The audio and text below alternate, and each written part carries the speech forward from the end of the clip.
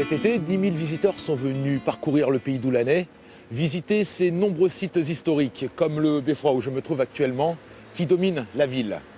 Situé aux portes de l'Artois, Doulan possède notamment l'une des premières citadelles de France, érigée par François Ier. Je vous propose tout de suite de partir en balade.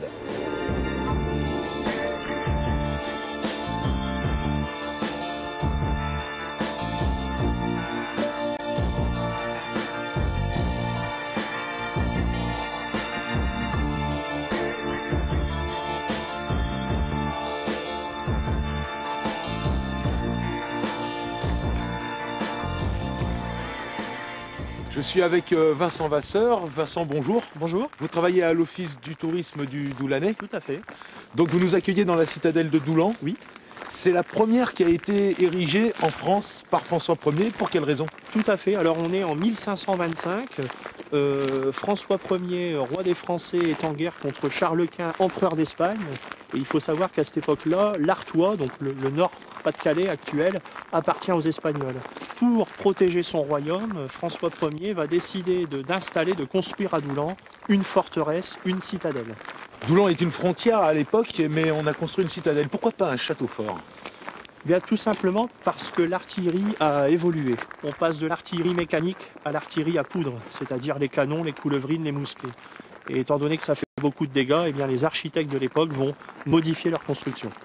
Ils vont notamment élaborer cette structure en as de pique, une architecture purement stratégique que l'on voit ici de l'intérieur. Cette forme permet à la fois de conserver le rôle des anciennes tours rondes en y ajoutant une solidité, plus de résistance à l'impact des boulets de canon et une meilleure vision du champ de bataille. Il faut savoir que cette citadelle a été conçue par un architecte italien, Antonio de Castello, et donc ce réseau de galeries de contre-mines permettait de défendre la citadelle.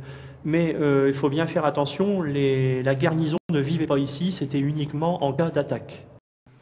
Cette citadelle est tellement bien conçue que Henri IV puis Louis XIII en feront usage, et plus récemment, lors de la drôle de guerre, les habitants de Doulan s'y protégeront.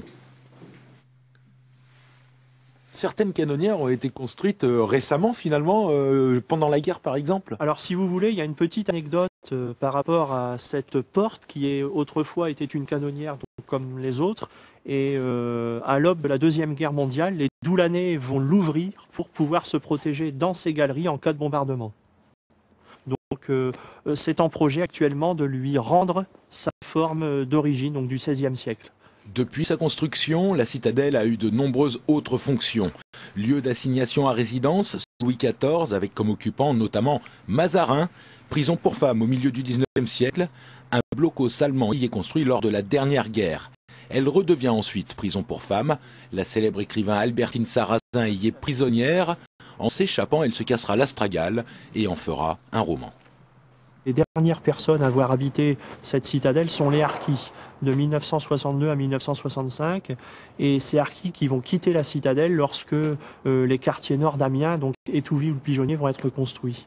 Et malheureusement, suite à leur départ, eh bien, la citadelle va être abandonnée et la citadelle va être pillée, malheureusement. Et avec également les dégâts du temps, voilà pourquoi ils sont en ruine aujourd'hui. Les 33 hectares de la citadelle sont aujourd'hui entretenus par la communauté de communes du Doulanais, aidée par le Conseil général de la Somme. Travail colossal dans lequel de nombreux projets de rénovation attendent de voir le jour.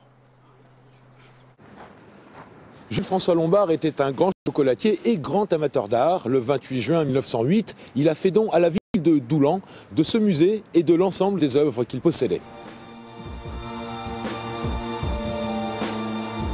Jules-François Lombard a fait fortune grâce au chocolat. Il était industriel et employait à Paris environ 500 ouvriers au début du siècle dernier. Il était un patron tourné vers le social. Il a notamment mis en place dans son usine la participation aux bénéfices de ses employés. Humaniste et même philanthrope sans descendance, il décida de léguer toutes ses œuvres d'art à la ville natale de ses parents et d'y construire un musée.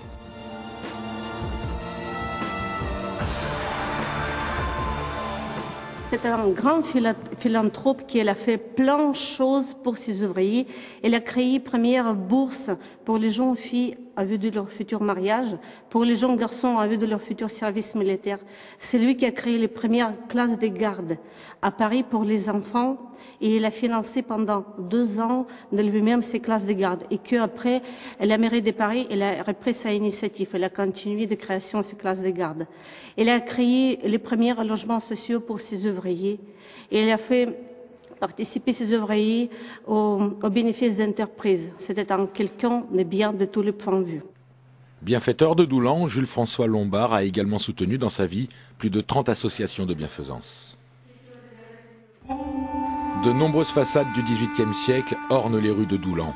Elles amènent tout naturellement à la mairie, haut lieu de l'histoire de France. Voici en effet la salle du commandement unique. C'est ici que le 26 mars 1918, les armées françaises et britanniques s'entendent, signent un document faisant de Ferdinand Foch le chef suprême des armées alliées. Un événement qui marquera le tournant définitif de la Grande Guerre menant les Alliés à la victoire. Instant de l'histoire célébré par ce vitrail des frères Ansart et cette pièce conservée à l'identique, faisant face à la salle du conseil municipal.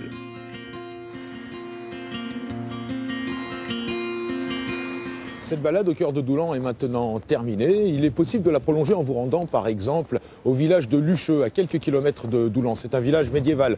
Vous pouvez aussi venir lors du dernier week-end de mai à la traditionnelle fête des plantes.